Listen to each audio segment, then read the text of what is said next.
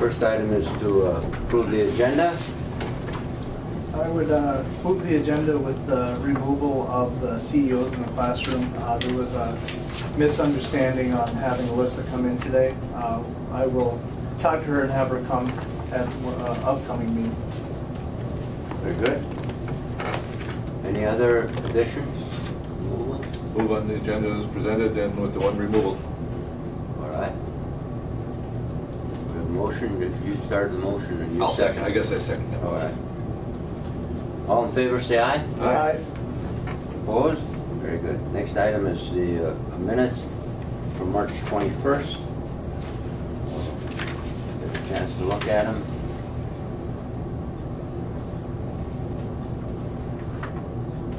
I would move the approval of the I minutes. wasn't here. I was not here either, but I did. I'll move the minutes. All right. I have a motion by Supported Councilor it. Groba. Do we have a second? Yeah, I'll support it. All right. Motion and a second. All in favor, say aye. Aye. Opposed? Very good. Public comment period. Any comments? Thank you. We have another one at the end. Treasurer's report. Treasurer McBride. Mr. Chairman, thank you, and thank you for taking care of business while I was gone. Joanne and I met earlier this week, or early this week. Yeah. And trying to get acquainted with each other and the bills, and this is being an early meeting, so the bills are kind of coming in, and so things are kind of fluid with bills. Early month. Yeah, it's an early meeting this one. Anyway, we'll start with cold weather testing, and I went through all the balance sheets, profit loss, reconciled the bills from last month. We had to do a transfer from JLR to cold weather testing. Help with this month.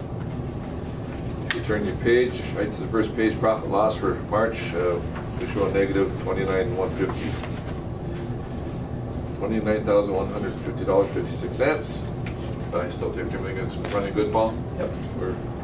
We The still, timing. we still have testers here, and still got some income, and I see in our invoice receipt, we received a pretty good payment from General Motors. Yep. Yeah, and it's a timing issue with all the vendors. It's 60 to 90 days depending on when we invoice. So then if you page 2 to the back, towards the back, let's see. It's not page 10, we go through 11, 12. Page 13 starts with the unpaid bills. You can look through the bills here quickly and nothing jumps out at us. We had an addition for Bremer for $44. And then we have a second page. See, that page ends up being $14,487.32 plus the 44. Second page is $8,994.76. So if you total that up, it's $23,526.08. And all the bills look correct. Nothing jumps out, so I would move payment of the bills. Good. Motion by our treasurer. Second, Mr. Chair, for discussion. Yes. The evaporator fan motor installation, that wasn't on any of our newer units, Paul, it was on an older one. It's not our original unit that's going on 17 years now, but if you look at the life of that and the use that it gets, the maintenance has been pretty remarkable. So that, yeah, and what we've always enjoyed about working with Midwest is they have a person on the ground the next day, so we don't lose any test time. They're in Fargo? Grand Forks. Do we have any kind of maintenance plan as we move on with them? Or? We looked at a maintenance plan at one time and we could carry some of the inventory, but we wanted to see how, was it really necessary? And we've deemed that it's not very necessary. The other part of that equation is that Tim Jackson has become very familiar with the system, and he knows when there's an issue just by being around it so long, so that he can usually identify something's wrong, and then they can diagnose over the phone a lot of times what's happening with the system. So it's a good way of not having to carry a lot of maintenance agreements or equipment. Okay. Paul, I understand on the second page too, obviously we've got to have internet and telephone, and I think we pay and probably back charge a little bit of that, but the Ethernet is for jail, is that something special that they requested? Yeah, that's actually fiber right to the building. When they put the fiber in, we're running it down County Road 108 there. At their request, we ran it over to the test building, and they pay for, what's the percentage? Since it's their request, like a lot of the JR, if they want something, we'll provide it for them. We would have provided base mid-co service anyway, so we just made an equation that we would have paid for this much anyway, so that we'll get reimbursed for that amount because they're requesting it. So KEDA's paying 15% of the bill from Frontier. It's expensive. Is that for the season? Or is that? Well, they're still operating vehicles, so we had to sign a contract, and I think it's $1,800. It's $994 a month. Plus the 15% that KEDA pays. Yeah, we'll get reimbursed. That's how expensive. Yeah, But yeah. it's the biggest capacity we could get there, and a lot of the other local providers said nobody uses that much data, and these guys do. Oh, well. Anyway, Mr. Chair, I think we did have a motion and a second, didn't we? Yes. We have a second for discussion. Any other discussion? All in favor, say aye. Aye. Opposed? Thank you. All right. KEDA financials, again, went through profit loss and balance sheets and reconciled the bills from last month for March. For right now, we're showing a loss of $16,177.44. So, again, not unusual. We go towards the back. We have page 12, 13, 14. No, 13, 14. We have the bills. Of course, the big one is always our KEDA's, our salaries we paid to our employees. Page 1 is $28,517.07. Page 2 is $785.07. We add that up to the total for bills of $29,302.14. Again, looking through it, everything looks good. I would move payment of the bills for the month. I'll second. Okay, we have a motion and a second. Any discussion, questions? There is two office rent payments from Wells Fargo. One was for last month and one is for this month, the way that the meetings fell. So I just paid them both so that this month would be paid. So that office rent was out on last month's payment? No. Okay. All right. Mr. Chair, if I could, Yes. I just want to commend Joanne for the work that she's done in Kyra's absence. She didn't get a lot of time to spend going over it. As you can see, there's a little bit of complexity with the different accounts and transferring money, but she's done a really good job of stepping up and providing that the detail work. And again, too, with the meeting being probably about a week earlier than normal, it makes the bills really fluid coming in. And I'm sure we'll probably still get a couple that we'll have to pay and then put it on for next month's approval, but we'll pay them. Okay. Any other questions, comments? All those in favor say aye. Aye. Opposed? Very good, thank you. Thank you, Treasurer. Mr. Nevenin, Director's Report. Thank you, Mr. Chair. A couple of items I wanted to report on this month's meeting, and it obviously is carryover. One of the big projects we've been working on for some time now is the Cantilever Bridge Distillery and Hotel project, and continue to work with the principals of that project, as well as Jenny at the county here and Cheryl at Rainier. At times, we've had to work through the process, but Jenny's done a terrific job of keeping focus to it. And some of the requirements, you know, from a state reporting perspective. But we hope to have all of the pieces of their business subsidy application to the county complete, hopefully today. A lot of that work's been done.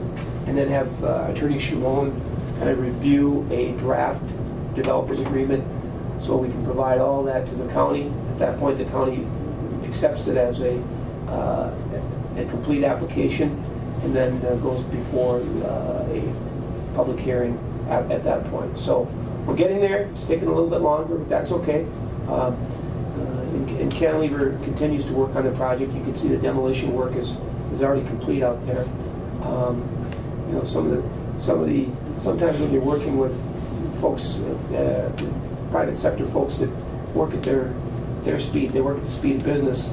Working at the speed of government, it's a little off-putting, but it is a process, and we have to oblige by the process.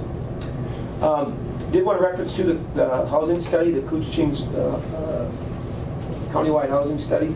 We sent out requests for proposals to 3 firms to conduct that study. We anticipate those RFPs coming back the last day of April, and we are hoping to meet the first week of May. A small committee from our coalition group will meet to review those, and at that point then make a recommendation to the KETA board. We may have to, Mr. Chair, call a special meeting to allow for that process so that we can, the KETA board can act on the recommendation of the committee to select a firm. Is there a date, deadline date, or? Well, no, we hope to have the committee meet that first week of May, so it would be at some point after that, and maybe we'd like to probably get moving prior to our next scheduled meeting. So, okay. And just another part of that I'm very encouraged by. You know, we've got a lot of participants that are helping to fund the study. We're currently we have $37,000 committed. Again, we were anticipating a budget of about $35,000 to conduct the study, and so we've garnered a lot of support from large and small throughout the county agencies and organizations. So I think they all understand the importance of housing, which again is a good signal. So I'm looking forward to getting started, having this firm get started. Paul? Yeah. Isn't there a meeting Friday too? Yes. Oh, I'm sorry. It's a standard, it's a regular meeting this Friday at 2 o'clock. Is it Friday, Monday? Maybe it's Monday. I think it's Monday. Is it Monday? We typically meet on Mondays, yeah. Well, and the coalition continues to meet on a regular basis as well. And the report is in your packet, the list of... The list of supporters or contributors, I should say. The FTZ site, I did want to just follow up because Commissioner Pavlik and County Engineer Sutherland went before the Rainier Council. If you recall, we approached the Rainier Planning and Zoning about the FTZ property that the city and county jointly hold now has a conditional use to allow for mining in a quarry. But since Rainier acquired that property as part of the annexation, we wanted to be sure that if we did try to sell or lease that property, that conditional use to allow for quarrying would carry over to the new owner. There were some concerns and some reservations about supporting that, but after Commissioner Pavlik and Joe Sutherland had a chance to provide more detail and actually ask for more time to address additional concerns. You know, it's always about traffic and about noise. Those are the kinds of issues the folks that attended the meeting are having. So the City Council of Rainier allowed for more time before they make a final determination on whether to allow that conditional use to move forward with the property if we decide to sell. And I had planned at this meeting to provide a formal kind of a season wrap-up for the cold and the test season, but because Jaguar Land Rover continues to, you can see their durability fleet still operating, And because we've had such a late spring, it's actually worked out really well. I'm still waiting on some numbers. But I will tell you this, after just doing some preliminary numbers based on what we've done to date, that we've seen a significant test season this year.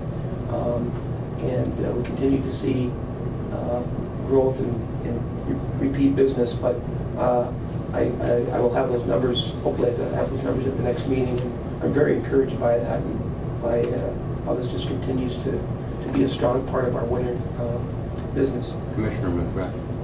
Paul, as far as cold weather testing, you know, we have, you know, customers that are cold box, but there's a lot of other people come in this town that work with other groups, other entities that a lot of people probably don't know about. That they're just here in town, they probably don't really want to have it well known that they're in here testing, but there are other groups out there. That's a good point, and one that, you know, you're right, it's the business still, and you can see the camouflage vehicle, so there's some sensitivity about, you know, a lot of this type of work, but there are other folks. Ricky Roach has been with the customer for a long time. He had a new customer this year. We've seen more inquiries for facility usage than we've ever seen from a whole host of different types beyond automotive, which is encouraging. But yeah, we're also seeing people that will come, like Cummins comes every year, and they test out of the parking lot at the American. They bring 8 to 10 vehicles. They bring 12 people, and they're there for a week. So there's some transient folks like that. Ford was here as well, just working out of the parking lot. Was there a bus company? Yep, Navistar. Navistar. Was running. Is that Ford? Navistar, or is that international? That was international. Yeah, but they did have a relationship with Ford for some of their engines. So yeah, good point. There's a lot of other activity that under the cold weather umbrella that we're not directly, you know, related to us. So what I'm getting at is these numbers that we have here with cold weather testing, and I mean there's a lot more going on just than what this group is involved with. Yep. So. Yeah, and it's encouraging when you talk to the hotel people and the restaurant people that, you know, they see it and they're good testimonials and they're good supporters because they see it on a daily basis. Thank you. Just wanted to reference to the opportunity zones. Governor Dayton has until this Friday, the 20th, to make his recommendations for zones within the state. Again, Cooch has 3 zones. We applied for 2, and Net Lake Indian Reservation applied for the 3rd one within Cooch because it falls within there. We felt it was a stronger application. I included in your packets just a 1-page, real general sheet on what opportunity zones are and how they work for investors. It's been a popular program. It's part of the federal tax bill, but for the savvy investor, this is a real attractive program. So whether it's another tool, whether we ultimately are able to have somebody utilize it if we get the designation remains to be seen, but it's another, I think it's another thing that we can at least market to potential investors in the area. And excuse me, Paul, and is that assume new investment? Correct. Not ongoing or... Right, would be. And what, so,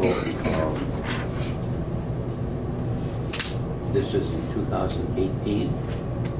Correct. From January 1st? But it's only within those designated, and it's by census areas, only in those designated areas. So the city of International Falls actually falls within 2 different census tracts based on income. I shared this with some financial people, and they said it's pretty attractive. All right. And just lastly, and I'm glad James joined us here, I included in your packets, it kind of, you know, maybe, Mr. Chair, if that's okay, I referenced the fact that there's a meeting tomorrow with Bill Coleman, a land and broadband communities orientation tomorrow at Falls Public Library. I know James and Ted Saxon have kind of spearheaded this, and if we maybe could allow just to extrapolate or expound on what you're hoping to do with the program. Sure, should I come up? Yeah. Right. Welcome. Thank you, Commissioners. Thank you. Introduce yourself. Yeah, I'm Jim Yount, Ted Saxton, and I own Small Town Tech downtown, and been interested in that area obviously for a lot longer than since we opened the business. We're also both graduates of the Blandon Community Leadership Program, which has been really good. Many people in our community have participated in that.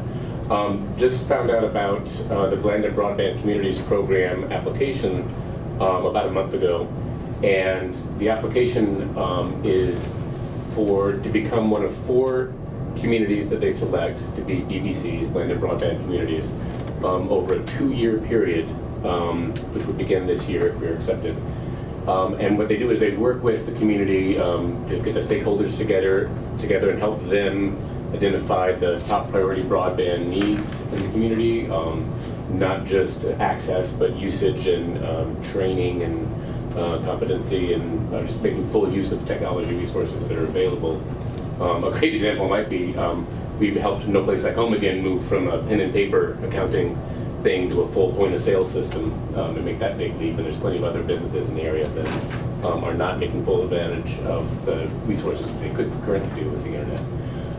So this Thursday at 3 p.m. in the library basement, that's tomorrow, Bill Coleman will come, and it'll be about a 90-minute meeting. And the goal of that meeting will be to bring everyone up to speed on what the program is, what the expectations are, and then how to put together a successful application. The application deadline is at the end of May 31st. Being accepted does not directly come with money, but over the course of the first several months, they help the communities work towards applying for a grant. And then in August is the grant application deadline. And there are 2 different types of grants. One is a $25,000 grant, which has to have 50% local matching, so $25,000, to look at feasibility studies, such as if we wanted to try to have, high-speed 100 megabit per second internet service hardwired to every home in the county, what would be involved in that? That would be an example of a feasibility study. The other thing is a $75,000 grant, which only requires $55,000 matching, so it's a 3-to-1 grant, to actually implement whatever priorities that the community comes up with in the stakeholder process. So you'd have to have feasibility first and then the other one? You don't have to do a feasibility study, but it seems to be appropriate or necessary for the broader goals, and that's a separate pot of money which can make free up the money for the grant to actually do the project rather than the research. I can go on at great length, but that's all I really need to say for now, unless you have any questions. Yes. I think we've heard the name Bill Coleman. I know he's been to the county before. He's working with the folks out in the Birchdale area, and we still have underserved or unserved areas, depending on how you classify that, within the county. We've talked about it at this table.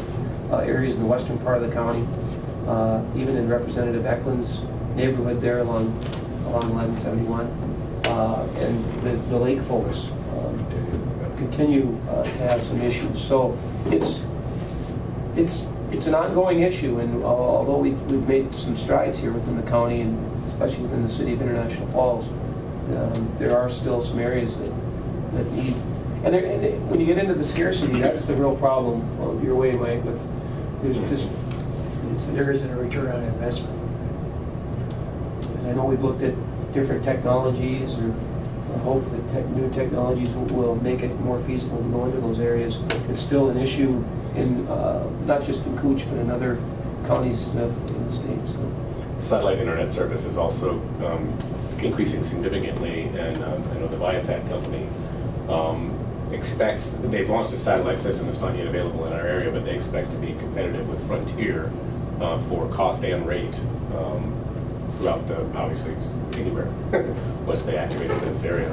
So the technology is evolving, and satellites would eliminate the need to run wires. There's other issues with it, but it's not a bad choice.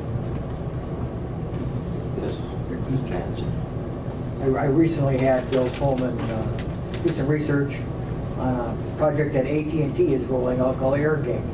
You could Google it. It's pretty dynamic and pretty broad, and their idea is to make it simple and use a lot of our existing infrastructure in the utilities. And they think that way they might be able to reach rural residents that in the past just haven't been able to get that kind of service just because the investment was too big. So there's a lot of different things going on. And you said existing utilities. Yeah, like a telephone pole in your yard. It's called air gate. That's based on cellular technology? Pardon me? Based on cell phone technology? You know, I'm still on your book. Okay. I don't know. Yes, And Jim presented yesterday to the county board, and hopefully we can get, county people and city people and all the other stakeholders, and hopefully Paul can get over there, but if we were awarded any of the grants, then what local government units would have to, I suppose everybody would have to be included into that, or whose areas are going to benefit from them. Right. What think about county as a whole, or city, or Little Fork right here, or whoever's, when we start talking, Right. Matching funds, of course, that gets difficult, and Harley knows that too. Mm-hmm. But, we got to move forward with it. Yeah, and obviously, this has been on the county and the broader community's radar for decades. It's not like anyone is unaware of the need, especially at your level. But the definition, the definition of community for this program is flexible. It's not tied to a political intent. It's whatever the group of stakeholders that decide to push it forward decide to go with. The county did decide to make it officially a county project, or to support it. I'm not sure exactly when they said make it an official Cooch County project. I don't think that meant that they're taking it over or whatever. It's simply Yesterday? Yeah, Well, we just approved it as a letter of support, kind of. well, Yeah. that if more than 2 commissioners attend, we don't get in trouble with the law. Okay. It's an approved function. Okay. So we can attend as needed, and because if Right. it's just like the city or any government union, if you show up and you have to have a quorum and it's not been approved, Okay. you have to get in some trouble with it. Okay, I understand.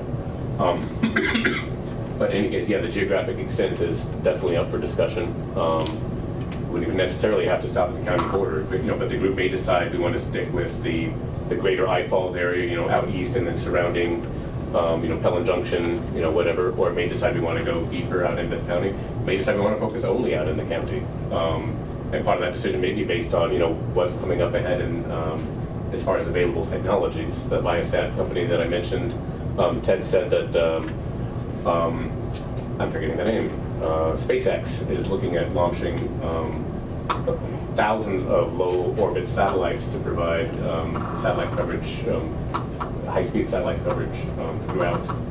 Vice would be global rather than the United States or North America per se. And with that, things like that on the horizon, it may be that we don't want to focus on running wires out at this time, great as it would be. We will see. Bill Coleman will be able to give us some good advice, I think, on a proper strategic goal for a realistic application.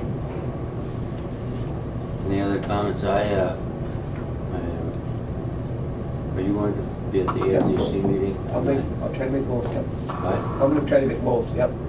Okay. And I have a meeting after that with Pat Johns at Lake Superior. So I will not be able to be there, but say hello to Bill Coleman from me. He and I go back a long way. Excellent. And he's been involved in lots of projects.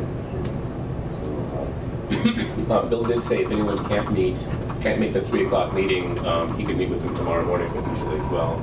He'll be leaving town at 9:30 or whatever, but if anybody wants to get more information or just catch up, then He'll be in town by 9:30 tomorrow? he'll be leaving town Friday at 9:30 in the morning.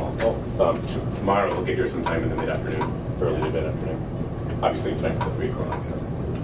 Well, thanks for spearheading this. It still remains an issue for people in the county, and there's no, like I say, everybody kind of hopes that technology will provide some solutions, but got to be in position to do that. Absolutely. And as long as I got you here, Mr. Chair, if I could, Sure. how's business? I know you guys have. Yeah. Business is great. We've been adding employees kind of steadily. The last person we hired would be interesting for you to know about. Eric Kulig, you may know, is a local rock and roller and bought the Moose Lodge and things like that. And I've known him since he moved here, roughly in 2006. Well, I just found out that he also has an extremely high tech level. He installed security systems for the Pentagon and on some battleships, and helped design a fiber retrofit of the F-16. So he's got extremely high level skills, and he's interested in working for us part-time. So we employed him, and the very next day went over to the school to work on a bid to run fiber from the school to the arena. And you mentioned fiber earlier as well, so it's good to know that there's somebody in town now that has lots of experience doing that kind of work. And he's going to help us with the Border Patrol building that has some issues with their security system. Hasn't worked on that specific one, but he's got the skills to master it very quickly, and we'll be able to provide a much higher level of service. And we're installing whole home wiring and all sorts of things. It's really busy. We're way beyond simply repairing laptops and phones all of a sudden. So yeah, it's really good. And iPads. Yeah. I brought mine in there because I locked it up some way. Yeah, and I mean it's a for-profit business, obviously, but we wouldn't be doing it if we didn't kind of have the goal of trying to lift the technological bar of the whole community. So this BBC thing is just something that fits right in with our goals. Service. Thank you. Thank you. Thank you. Thanks a lot. Yep. Appreciate Thanks, you. sir. Okay. Mr. Nevenin, any more on the director? Just one last thing for you, and I sent this out via email. There was an article in Twin Cities Business about Bemidji State University, about how one small town university buoys the local economy, and it just talks about the influence that the university has had on the Bemidji, on the area, and the growth there, fueling it from both be able to attract people, the cultural stuff, as well as talent, and just keeping throughout recessions and other cycles, universities tend to keep things at a level. So anyway, I just thought it was a nice article and shared that with you. That's it. The next, Mr. Chair? yes. I'd like to thank all the organizations that donated to the Koochiching County Housing Study. And just recently, I was surprised when I opened my checkbook what the number was at the top of the check. Over the years, you write something. I haven't touched the Bremer Bank yet, though. It's $1,701,000,000. That's what the check number there is. Can you imagine? No. What it is, $1,701,000,000. Yeah. I don't know that Yeah, there's a couple other dandies in there.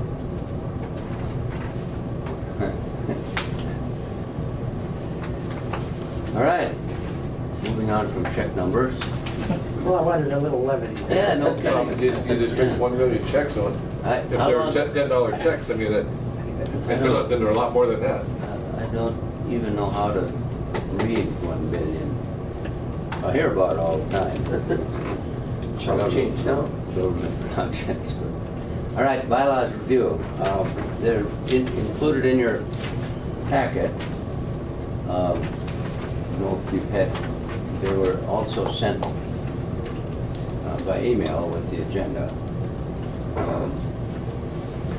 I viewed them. I only have one small change. Under section 4.2, execution of contracts is spelled without a U. So, and believe me, I am not, I depend heavily on spell check. So, but that was pretty obvious. So, that would be my revision. Do we have any other revisions? Yes.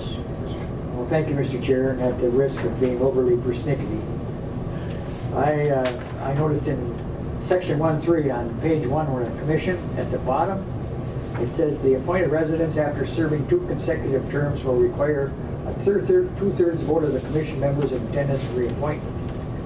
The next paragraph down,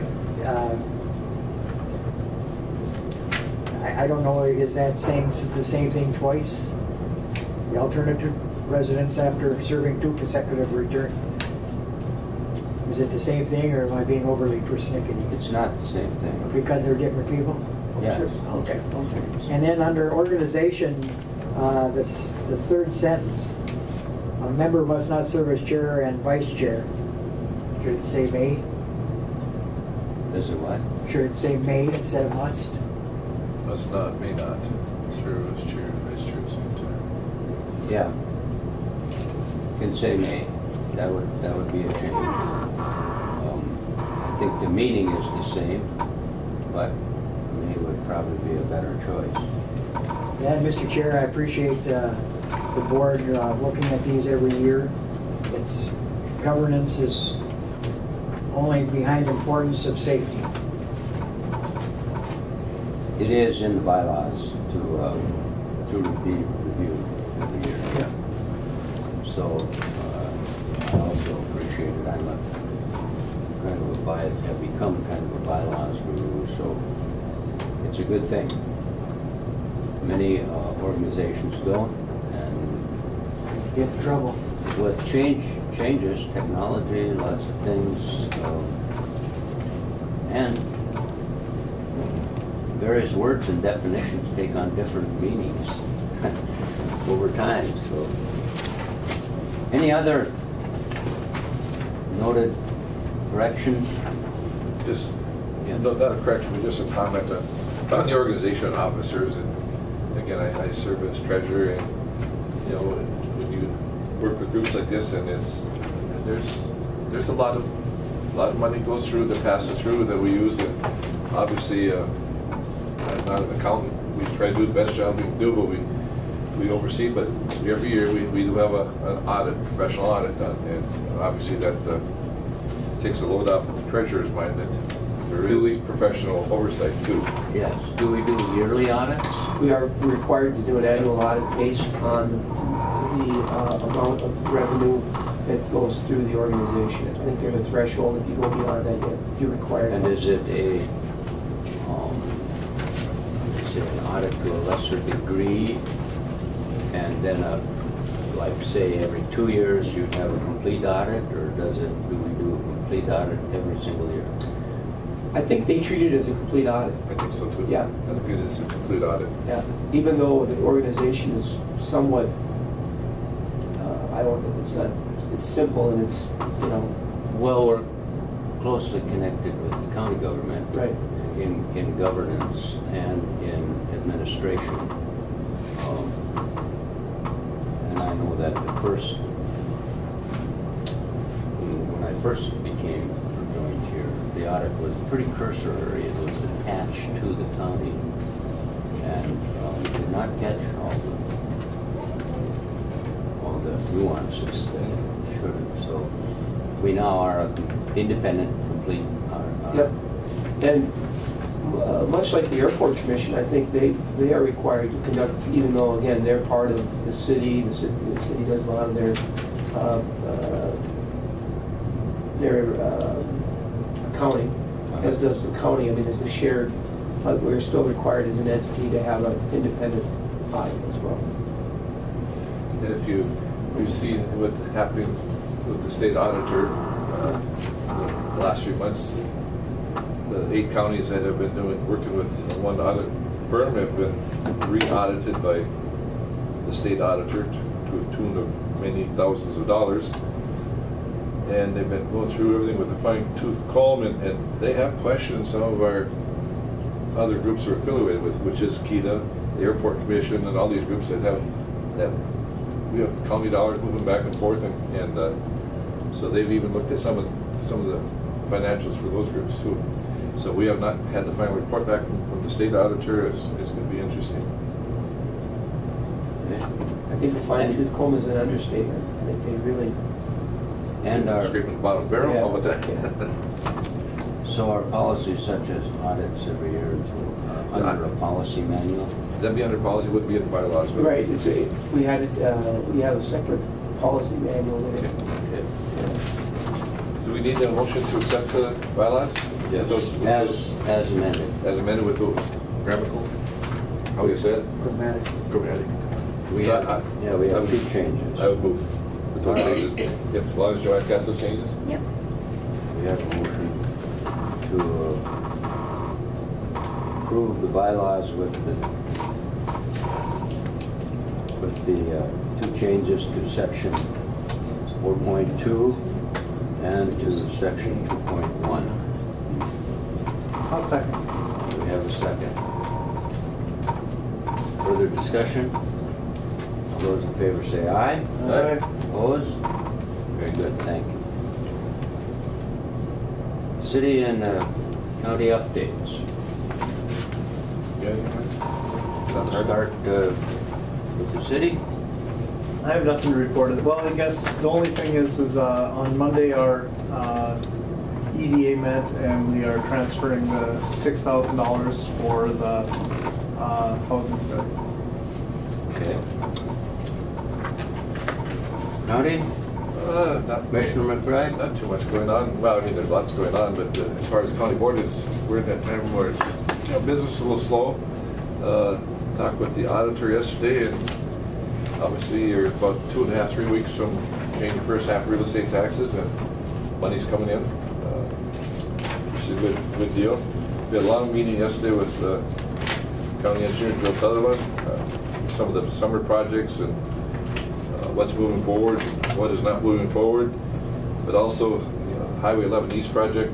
The state of Minnesota is going to start. You can see some of the equipment is lined up already at the entrance to Rainier. How that whole interchange is going to change, and it's going to be a busy summer on the bridge, or on the overpass, but it's going to be stoplights. It's going to be a hectic summer if you're heading out to the lake. I noticed in the Daily Journal that did an article about the construction in Virginia on that overpass, but they didn't ever mention Virginia. They talked about Hoover Road. And Yep. I think it was directly from DOT. Yeah, Road it's essentially not going to affect 53 unless you look up, because I think the 53 was under the bridge, right? There may be some one-lane traffic. No, as they they will, according to that, they'll reroute the traffic up, truck routes, trucks for sure, up on the entrance and exit. Okay. And so they've already got. Oh, I see, yeah. The Hoover Road cross the 169, then just go up over. Yeah. So, all right, any other updates? No, not out west. A lot of things going on out west.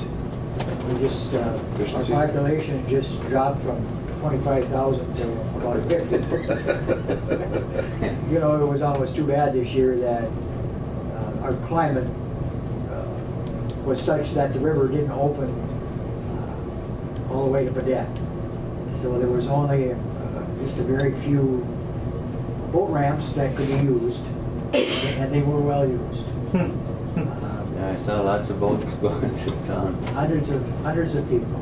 Yeah. And the county actually, I think, did a terrific job considering the impact. And you know, once this has only happened once or twice before, where the flow of the ice pack stopped. So Yeah. it was tough. Huh. You know, boats were put in the water and taken out, and the next day they go to put them in and they're froze to the trailers. Sure. But When did that end? Saturday. Wasn't it Saturday last Yeah, day? Saturday was the last There was day. over 200 vehicles, I believe. Oh, I would guess they were, the road down from the Birchdale ramp to the highway is about a mile.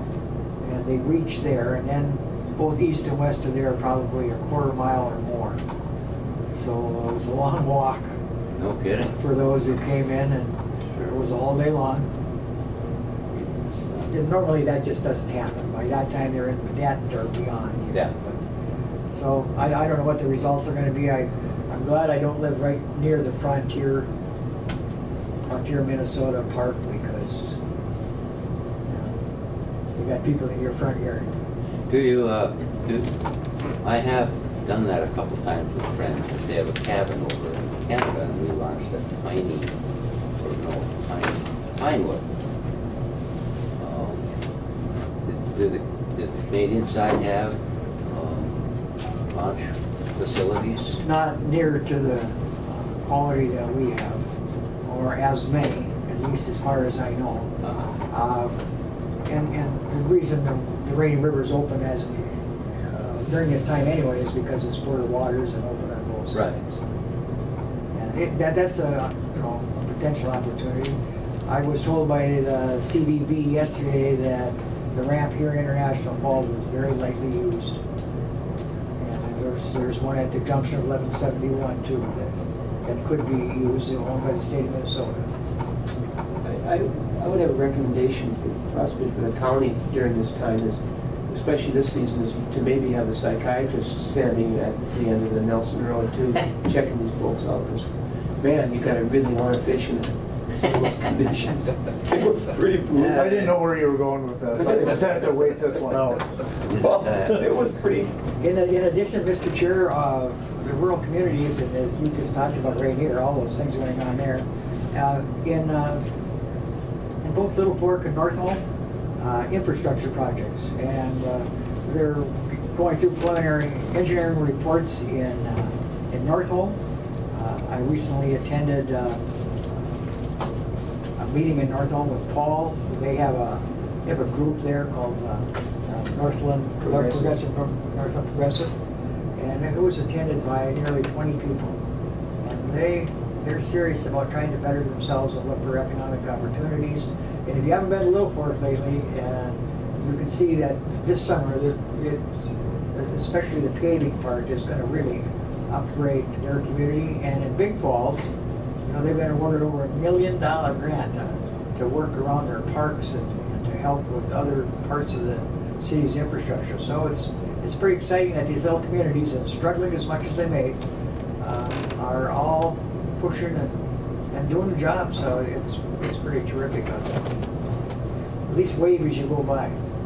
And you're always welcome in Birchtown. All right, thank you. Thank you for the updates. The public comment period, yes, Ms. Clance. Has this authority been approached by the company wanting to use the old Army Reserve building for computer use? Wait, In the company that we, The KEDA, have they approached any? well, Granite Digital, yeah, we've been working with them on. I was very dismayed at a senior exercise group this morning to hear one lady say that project may be slipping away. And when I questioned her about it, she said, well, I'm not at liberty to say. And I said, well, I don't think that's true, and I would hate to have you repeat that. No, thank you for that. I've been speaking with Joe Marchand on a weekly basis, and he has not hit his initial round of fundraising targets yet, but he's very confident that he will do so. And he continues to foster relationships with Hewlett-Packard's engineering group that is going to be involved. And so he's a little behind where he wanted to be at this point, but he's still confident with his contact base and the group that he's been working with to do the initial fundraise. But once that initial fundraise kicks off, there'll be an announcement in the paper. But I think what you're hearing is probably that there hasn't been any announcement at this point, but they felt there should So be. I can go back and nicely tell that lady she's mistaken. Well, as far as I know, and unless... Yeah. Well, I mean, yeah, things always happen, but I was really dismayed to hear that. Well, it's true. Haven't heard much lately, and so then people start to wonder. Yes. But I think you bring up a big point about rumors in business in our community. Rumors hurt business so badly in our community, and I don't know if you guys know, this is kind of out in the open, but the bowling alley is for sale, and I'm a past owner of it. And yes, it's for sale, but the rumor ended up going so big and so drawn out, and none of that information was accurate. Somebody had looked at the building, someone wanted to see if they could buy the pin setters and some of the equipment out of it. All of that's true. Nobody bought anything, nothing was sold, and the bowling alley was closed immediately through a rumor, and people were canceling their birthday parties and everything they had going on, and it all came through a rumor that happened in our community, and that's exactly what this is. And Yeah. I think we have to get the information out there, and if that's through KEDA or through the media to dampen some of these rumors, because they are so hard on business. Yeah, I can't say I'm a bowler. I attend and throw the ball, but I do go in bowling league. And yes, it was going around. This is the last year. Yep. I said so. Enjoy it. And then they even started. They even were talking about a Save the Bowling Alley committee. And so I said, "Are you sure this is true?" "Oh yeah, absolutely." So yes, it can be devastating. And when same thing with, working with Mr. Roach in the High Falls Business Park or Mr. Mershon, I leave it up to them to provide those updates, because sometimes if they're working with an investment group or a series of folks, it's confidential, and we leave those types of decisions up to them to make those public comments. But it's a reminder that in a small community where expectations are really high, and something doesn't happen right away, that, oh my God, it must be. Any other public comment? Any rumors? No, that's the advantage and disadvantage of living in a small community. You're well informed, but sometimes you're missing one. Mr. Chair, I heard Amazon's coming to Birchdale. Oh yeah? Yeah, and They bring a snake in? headquarters for Google too. So we need to close this meeting right now and get that printed. All right. Need a date? I don't think Yeah. we probably shouldn't put that in minutes. All right, next meeting.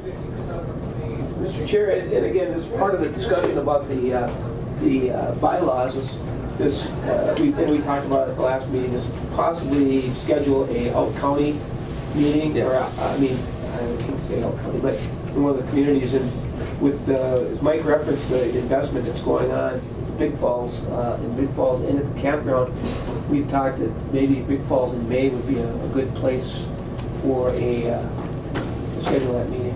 All right. Contact Marla. Yeah, I'll be. And when do we usually meet? Fourth Wednesday, third Wednesday? Either third or fourth. Third or fourth. Okay, well, I will be out of town on the third Wednesday. Fourth makes it easier with bills, doesn't it? Yes. So the 23rd. All right, 23rd? You're gonna tentatively Big Falls? Tentatively, I'll confirm with Marta that we can meet at the Big Falls. And that'd be a 1 o'clock meeting? Yeah.